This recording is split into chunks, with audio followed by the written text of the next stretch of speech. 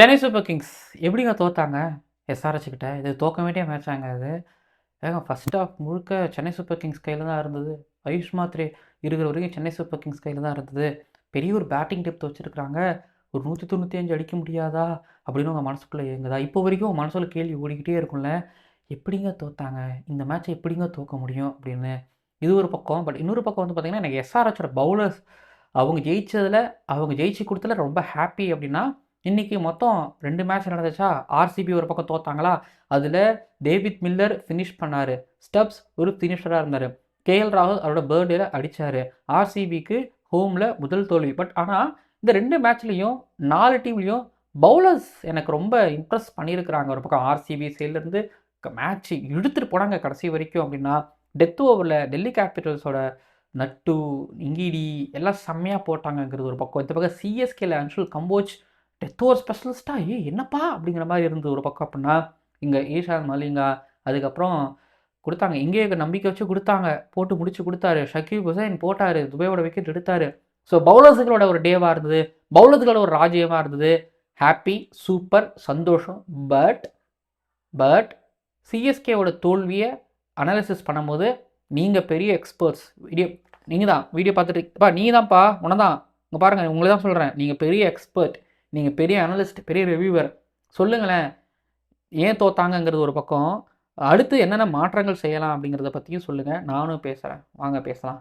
ஓவருக்கு 6 பால் தான், ஆனால் நோ பால் போட்டால் 7 பால் போடு. ஐபிஎல் பப்பியா ஜெனரல் லேடிஸ் அண்ட் ஜென்டில்மேன், இந்த கிரிக்கெட் தேர்தல் 2026 ஐபிஎல் 2026 சின்னசுவாமி ஸ்டேடியம் பெங்களூரில் நடந்து முடிஞ்ச Royal Challengers Bengaluru versus Delhi Capitals மேட்சோட அனாலிசிஸ் அண்ட் ரிவ்யூ பார்க்க வந்திருக்கிறீங்க.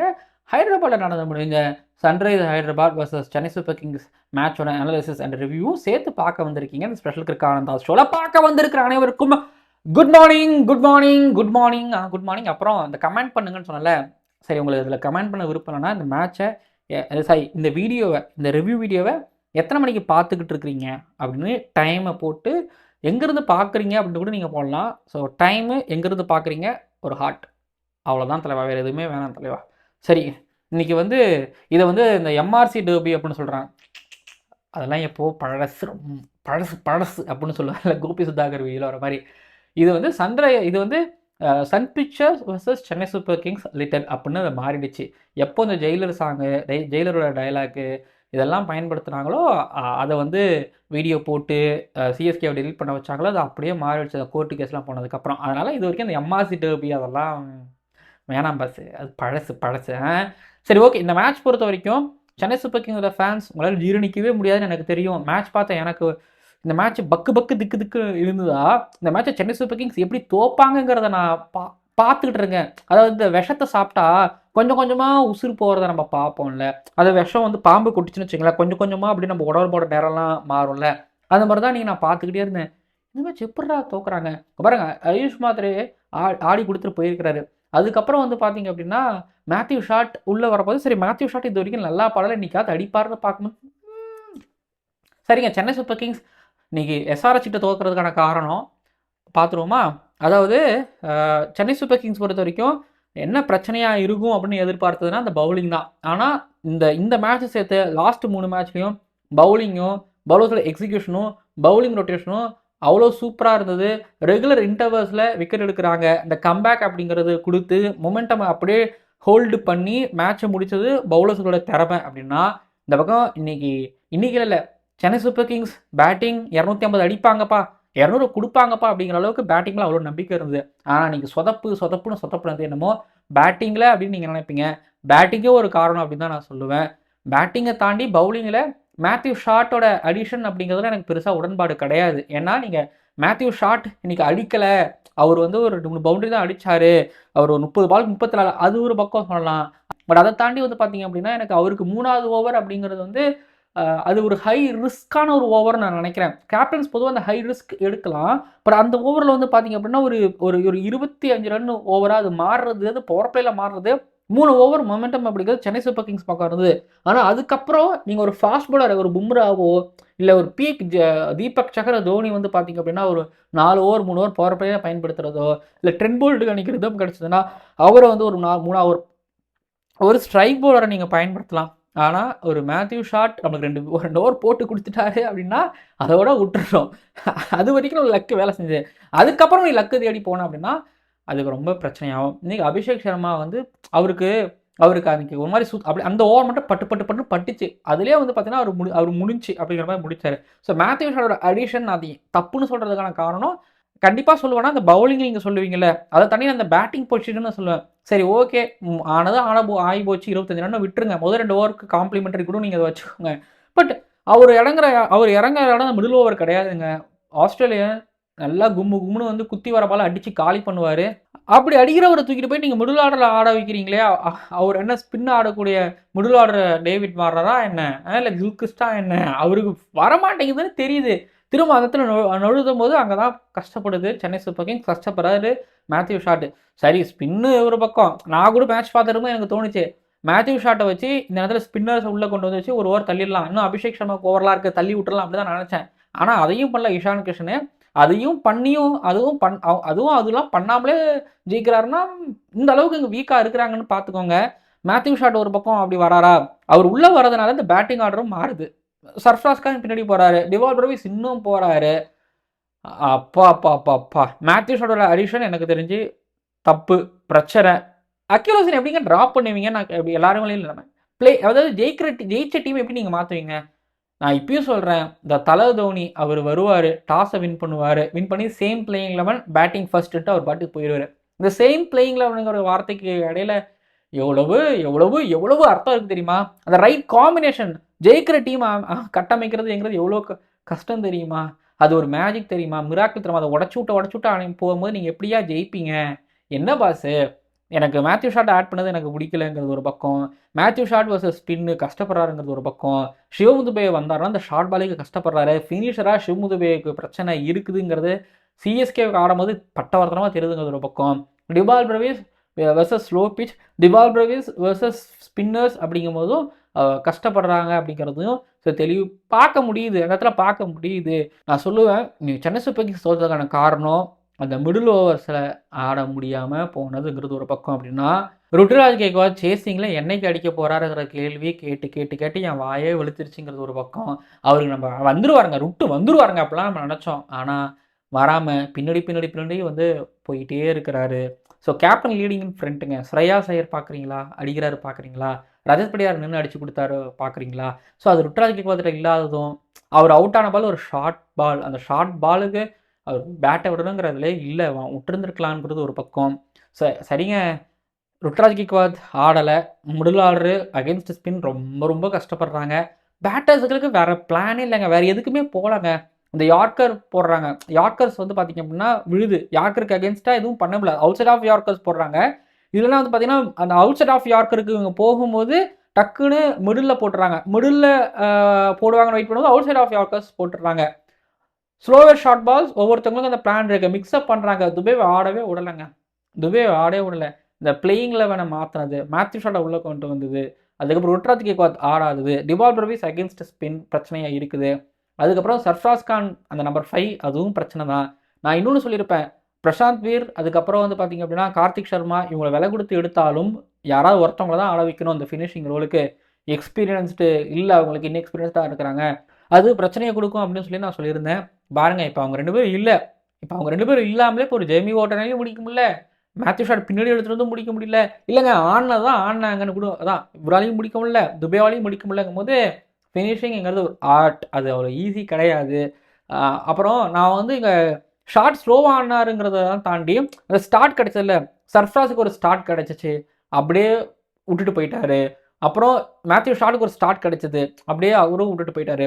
சிவம் துபேவுக்கு ஒரு ஸ்டார்ட் கிடைச்சி, அந்த ஸ்டார்ட் இன்னொன்று பாருங்கள், அந்த அதை ஒரு யார்க்கர் போடுறாரு, அதை லாஸ்ட் பால் ஒரு சிங்கிள் எடுக்க பார்க்குறாரு, விட்டாருன்னு ஒரு அடி அடிச்சிருந்தா 6 வந்துருந்தாங்க, ப்ரெஷரே வேறு.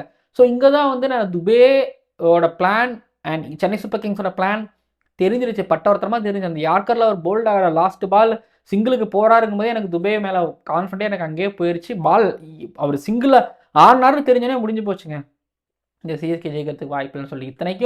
இத்தனையும் சொல்கிறேன்ல, எஸ்ஆர்ஹெச் மட்டமாக ஃபீல்டிங் பண்ணாங்க, அவங்களோட பேட்டிங்கை விட மட்டமாக அவங்களோட ஃபீல்டிங் அப்படிங்கிறது இருந்துச்சு.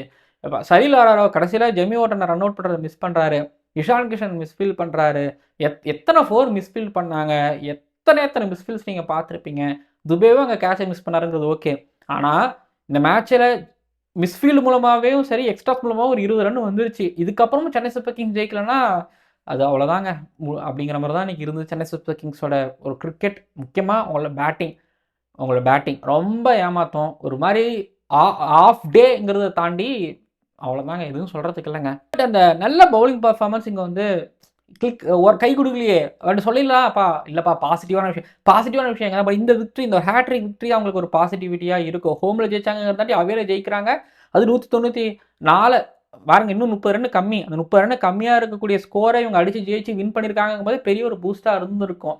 பவுலிங்கும் சரியாக பண்ணிட்டோம், ஃபீல்டிங்லேயும் சில எக்ஸ்ட்ராடனரி கேச்சஸ் எடுத்தாச்சு, பேட்டிங்கில் சேஸ் பண்ணி முடிச்சா இதை விட வேறு என்னங்க வேணும், தோனியே தேவையில்லைங்க டீமுக்கு அப்படிங்கிற மாதிரி இருந்திருப்பாங்க. ஆனால் மீண்டும் தோனி தேவை அப்படிங்கிறத இவங்க பண்ணுறாங்க. பட் சஞ்சு சாம்சனோட அந்த ரிவ்யூ நல்லா எடுத்தார். அபிஷேக் சர்மா விக்கெட் எடுக்கிறதுக்கு ஒரு காரணம் தான். அப்புறம் இது சொல்லுவாங்க, எனக்கு இந்த டீம்கிட்ட பிடிச்சிருந்துச்சு பவுலிங்கில். ஏன்னா ஸ்டார்ட் கொஞ்சம் நல்லா இருந்துச்சு, அப்புறம் உதவுழுது, திரும்பி கம்போஜ் வந்து பவுலிங் போட்டு ஸ்டார்ட் கொடுக்குறாரு, அதை ஒரு கம்பேக் கொடுக்குறாரு. கம்பேக் கொடுத்ததுக்கப்புறம் திரும்பி மிடில் ஓவர்ஸில் வந்து பார்த்தீங்கன்னா அந்த ஹோல்டு பண்ணி வைக்கிறாங்க. மிடில் ஓவரில் அந்த ஹோல்டு பண்ணும்போது அந்த பார்ட்னர்ஷிப் பிரிக்க கஷ்டப்பட்டாங்க.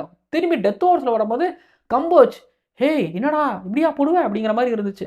இம்பாக்ட் சப்பில் நாங்கள் வேணாப்பா ஆமாப்பா தப்புப்பா அப்படிங்கிற மாதிரி இருக்கலாம். ஆனால் மேட்ச் எண்ட் ஆஃப் த டே ஜெயிச்சு கொடுத்தாங்க அவங்களோட பவுலர்ஸ். ஆயுஷ் மாத்ரே ஒரு வேளை போகலை அப்படின்னா அந்த மொமெண்டம் லைட்டாக அப்படியே மாறிட்டு இருக்கும்போது டக்கு ஒரு பிரேக் விழுந்ததுக்கப்புறம் அடுத்து கேமுக்குள்ளே வந்தாங்க. இதில் வந்து player of the match award வந்து ஈஷான் மலிங்காவுக்கு கொடுத்தாங்க. பட் ஈஷான் மலிங்காவை தாண்டி எனக்கு மேட்ச் முழுக்க அந்த மொமெண்டமை கேரி பண்ண எல்லா பவுலர்களுக்கும் சேர்த்து அந்த player of the match award கொடுக்கலாமோன்னு எனக்கு தோணுச்சு. ஷக்கீப்போட அந்த 7வது 8வது ஓவர்களுக்கு இடையில் அவர் போட்ட அந்த யார்க்கர்ஸ்னால அடுத்து ஈஷான் மலிங்காவுக்கு விக்கெட் வந்துச்சு. அதுக்கப்புறம் ஷிவாங்குக்கும் வந்து பார்த்திங்க அப்படின்னா ரிவால்ட் பிரேவிஸோட விக்கெட் அப்படிங்கிறது கிடச்சிச்சு.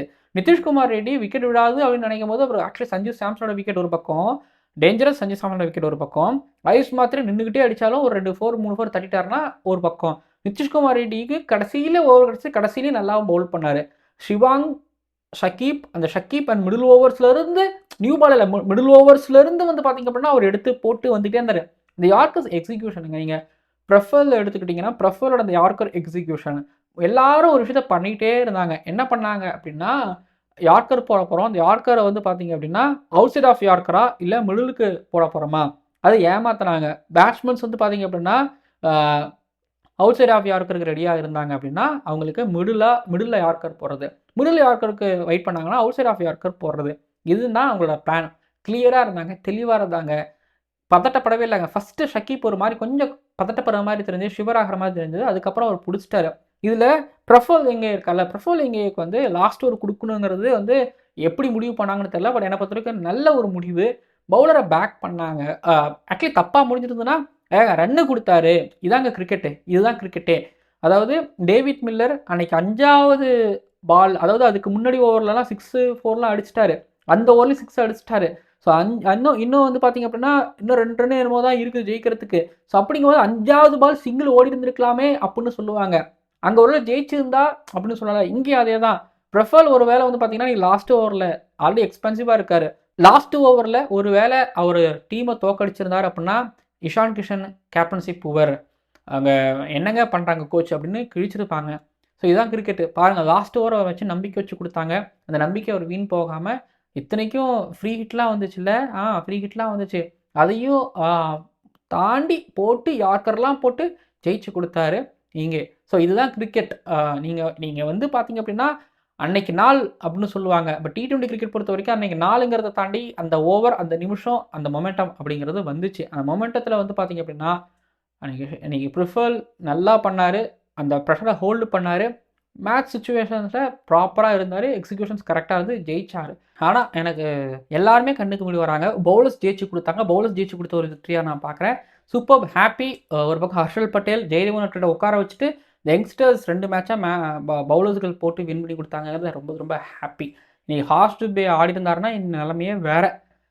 ஓகே, எஸ்ஆர்ஹெச்சோட விக்ட்ரி இது. அப்புறம் இன்னொன்று ஸ்டார்ட்ஸ் ஒன்று சொல்லிக்கிறேன். சூப்பருங்க, பவுலர்ஸ் வின் பண்ணி கொடுத்தாங்க. பவுலர்ஸ் வின் பண்ணி கொடுத்ததில் ரொம்ப ரொம்ப ஹாப்பி, நல்லா இருந்துச்சு. ஒரு பக்கம் ஹர்ஷல் பட்டேல் அப்புறம் ஜெயதேவ் உனக்கட் இந்த மாதிரி சீனியர் ப்ரோஸ் ஒரு பக்கம் உட்காந்து பேட் கமின்ஸ் உட்காந்து ஒரு பக்கம் வேடிக்கை பார்க்க எங்கள் யங்ஸ்டர்ஸ் பர்ஃபார்மன்ஸ் பண்ணி ஜெயிச்சு கொடுத்ததுல ரொம்ப சந்தோஷம். அப்புறம் என் கணக்கு இந்த ஸ்டாட்ஸ் ஒன்று சொல்லிக்கிறேன். சென்னை சூப்பர் கிங்ஸ் வந்து 195 சேஸ் பண்ணும்போது மொத்தம் 4 6 மட்டும் தான் அடிச்சிருந்தாங்க. ஆனால் இந்த 194ல் எஸ்ஆர்ஹெச் வந்து 8 6 அடிச்சிருந்தாங்க. 4 6ங்க. சிஎஸ்கேஸ்லேருந்து ஒரு டிவால் பிரவீஸ் ஒரு 6, சிவம் துபே எக்ஸ்ட்ரா ஒரு 6, அப்புறம் சஞ்சு சாம்சன் எக்ஸ்ட்ரா சஞ்சு சாம்சன் ஒரு 6 எக்ஸ்ட்ராவாக அடிச்சிருந்தா, சர்ஃப்ராஸ் கான் எக்ஸ்ட்ரா ஒரு 6 அடிச்சிருந்தா, இன்னும் ஒரு 4 6 அடிச்சிருந்தா இந்த மேட்ச்சில் வந்து பார்த்திங்க அப்படின்னா சிஎஸ்கே தோற்றுருக்க மாட்டாங்க. இந்த மேட்ச்சை ஜெயிக்க வேண்டிய ஒரு மேட்ச்சு தோற்றுருக்குறாங்க. அதாவது 2 6 இல்லை 3 6 எக்ஸ்ட்ரா அடிச்சிருந்தா ஜெயிச்சிருந்துருப்பாங்க. பார்த்துக்கோங்க. சரி, அதாவது டெத் ஓவர்ஸில் கேகேஆர் தடுமாறுறாங்க, சிஎஸ்கே தடுமாறுறாங்க, எம்ஐ தடுமாறுறாங்க. நிறைய டீம்ஸ் டெத் ஓவர்ஸில் தடுமாறுறாங்க, பார்க்க முடியுது. இங்கே தடுமாறி இருக்கிறாங்க சிஎஸ்கே. என்ன சொல்கிறீங்க சிஎஸ்கே ஃபேன்ஸ், என்ன சொல்கிறீங்க? துபே, டிவால் பிரவீஸ், சர்ஃப்ராஸ், ஷாட் எல்லாரும் மொத்தமாக போட்டு தள்ளிட்டாங்க சிஎஸ்கேவை செகண்ட் ஹாஃபில். சரி, ஓகே, இது ஒரு பக்கம். அப்படின்னா இன்னொரு பக்கம் ஆர்சிபியோட சின்னசுவாமி ஸ்டேடியம் இப்போ அவங்கள கோட்டையாக மாறிக்கிட்டு இருக்குது. ஆமாம், அவங்க ஜெயிச்சுட்டு வந்துக்கிட்டு இருக்கிறாங்க. பட் அதில் போய் டெல்லி கேபிட்டல்ஸ் ஒரு ரிடம்ஷன் வேலையை பார்த்துருக்குறாங்க. டிசி ஒரு ஸ்ட்ராங்கான டீம் இந்த ஐபிஎல்லில், அவங்களுக்கு ஜெயிக்கிறதுக்கு ஒரு வாய்ப்பு இருக்குன்னு நினைக்கும் போது அவங்க ஸ்டார்க்கு வரல. அதுக்கப்புறம் மேலே பேட்டிங்கில் கொஞ்சம் ஒரு மாதிரி ஓட்டை உடச்சல்கள் இருந்துச்சு. மில்லர் ஜிடிக்கு அகேன்ஸ்டாக அன்றைக்கி முடிக்காமல் போனதுனால அதுக்கப்புறம் அப்படியே அடுத்த ஒரு தோல்வியும் அவங்க துத்திக்கிட்டதுனால டிசி மேலே ஒரு சந்தேகம் இருந்துச்சு. பட் இன்றைக்கி வந்து பார்த்திங்க அப்படின்னா அவங்க ஜெயிச்சதுக்கான காரணம் எனக்கு இந்த கம்பேக் பிடிச்சிருந்துச்சு. ஒரு மாதிரி பவர் பிளேயில் ஆர்சிபி ஒன்றும் அவ்வளோ மோசமான இல்லை. சால்ட்டும் கோலியும் எடுத்துகிட்டு போகும்போது திரும்ப உள்ளே வந்து ஒரு அக்ஷர் பட்டேல் ஒரு மாதிரி ஒன்று பண்ணி விக்கெட்டு தேவ்தத் அந்த இடத்துல விக்கெட் எடுத்து தேவ்தத் படிக்கலையும் டிம் டேவிடையும் அவர் காலி பண்ணி ரஜத் படிடாரை வந்து பார்த்தீங்க அப்படின்னா ஒரு பக்கம் முகேஷ் குமார் விக்கெட் எடுக்கிறது. அண்ட் டெத் ஓவர்ஸில் செம்ம குருள் பாண்டியா, ஜிதேஷ் சர்மா சும்மாவா சொல்லுங்கள். நட்டு வந்து அந்த போட்ட அந்த 19வது ஓவரில் வேறு 2 ரன், கடைசி 4 ஓவரில் வெறும் 29 ரன் 4 விக்கெட்டுங்க. என்னன்னு சொல்லுங்கள். அதான் சொல்லுங்கள், மொதல் 10 ஓவர் கிட்டத்தட்ட 100 ரன் கிட்டத்தட்ட வந்தாச்சு. அங்கேயே ஒரு 3-4 விக்கெட் போனாலும் திரும்ப ஆர்சிபிக்கு அது ஒன்றும் பிரச்சனை கிடையாது. சின்னசுவாமியில் 220 230 அடிக்கலாம் மீதி இருக்கக்கூடிய விக்கெட் வச்சுட்டு.